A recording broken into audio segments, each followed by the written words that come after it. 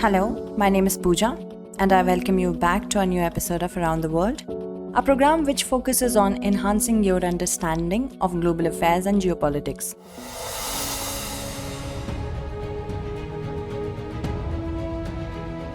The rivalry between India and China is not unknown to anyone. These are two big countries of South Asia and East Asia, as well as each other's neighbor. Due to this, competition between both of them is not a new thing. Then, being neighboring countries, there is also a border dispute between the two countries. In May 2020, there was a bloody clash between the soldiers of the two countries in the Galvan Valley. Since then, this tension has not completely ended yet. Due to these tensions, many times there has been campaigns in India to boycott Chinese products. From time to time, the voice of reducing trade with China keeps on rising. But you will be surprised to know that the trade between India and China has increased. It has increased so much that it has touched the record level. According to a report, in 2022, there was a trade of $135.98 billion between India and China. It has increased by 8.4% as compared to the last year, that is 2021. But it is a matter of concern that India's trade deficit has also crossed a new level of $100 billion. This means that India is not able to export in the same proportion as it imports from China. That is, the whole matter is of balance of payment. This is the first time India's trade deficit with China has crossed $100 billion mark. The question is, why so? Why does India face such a huge trade deficit? Today we will find the answer to this question. We will also talk about the status of bilateral trade in the last decade. First of all, let's know about the bilateral trade between the two countries. Talking about Indo-China trade, it reached an all-time high of $73.9 billion in 2011, declined to $66.57 billion in 2012, and $65.49 billion in 2013. However, in 2014, bilateral trade reached $70.59 billion. India's trade deficit this year stood at $37.8 billion. Gradually, it increased, and in 2021, there was a trade of $125.62 billion. However, in 2022, with an increase of 8.4%, India-China bilateral trade reached $135.98 billion.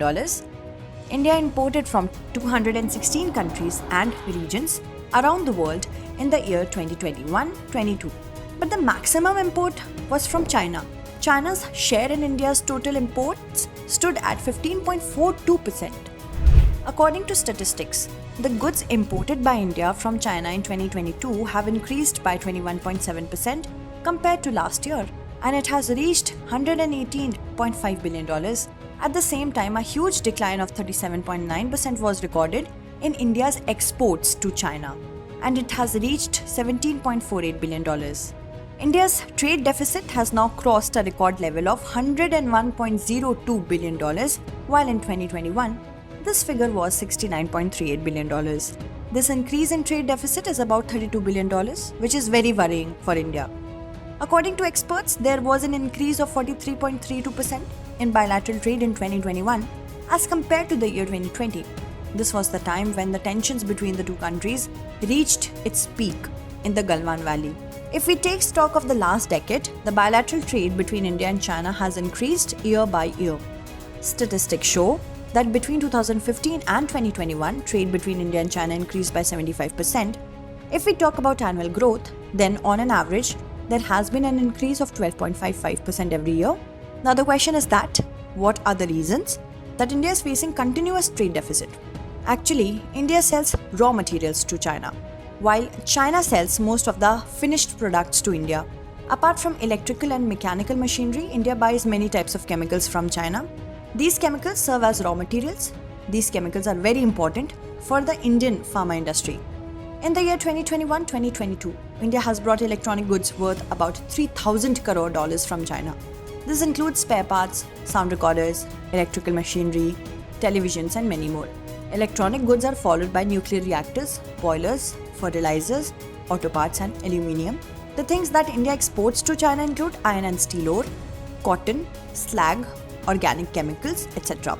But the question is, what are the reasons for our dependence on China? Experts say The lack of industrial policy is a major reason for this dependence. In 2011, the then government made a new manufacturing strategy, but it couldn't be implemented.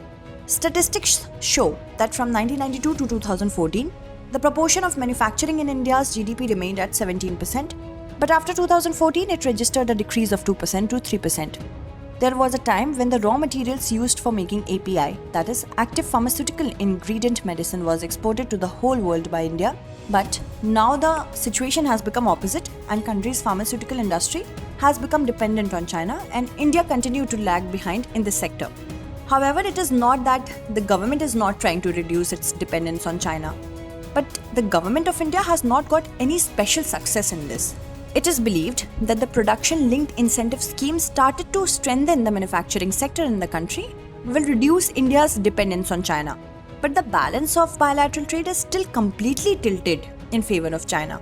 It is a matter of concern from the point of view of India. While this is not good for the country's economy, it is also not good in terms of national security. It is believed that political and security challenges deepen when the country is dependent on the import of products and services from an enemy or unfriendly country, and China-India tensions are not unknown. Whether India will be able to reduce its dependence on China in the coming days or not will be a matter to be seen. Now it is the turn of Sunday's special issue of this program, in which we will talk about other important international news.